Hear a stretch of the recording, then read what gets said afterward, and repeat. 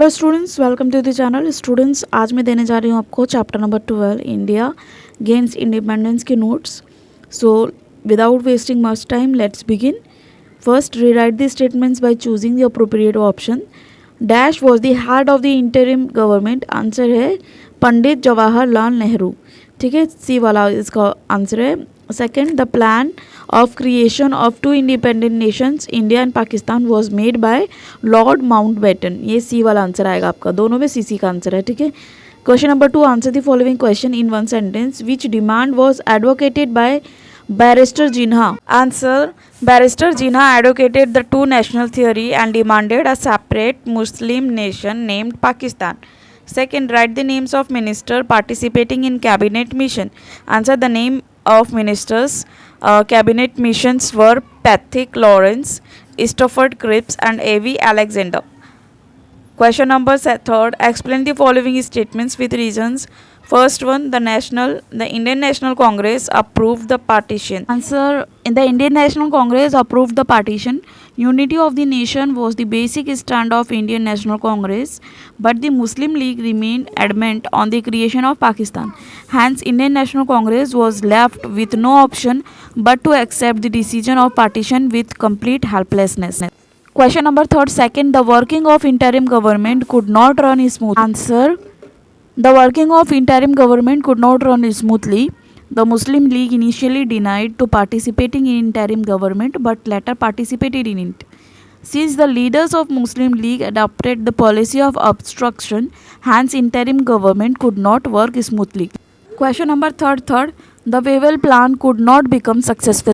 Answer, in the Wavell plan, Barrister Jinnah insisted that the Muslim League should have the right to suggest the names of Muslim representatives to the Viceroy Executive Council. But the Congress opposed it. Therefore, the Wavell plan could not successful. Question number 4, write the events on the following timeline. So first one is 1945, तो Wavell plan आएगा इसमें। 1946, Cabinet Mission Direct Action Day. 1947, India achieved independence on 15th of August and Pakistan came into existence. 1948, assassination of Mahatma Gandhi. Question number 5, answer the following question in brief. First one, why did the British took steps towards granting freedom to India? Answer, during the period of Second World War, Indian freedom struggle had become more extensive. The demand for independence of India was gaining its strength.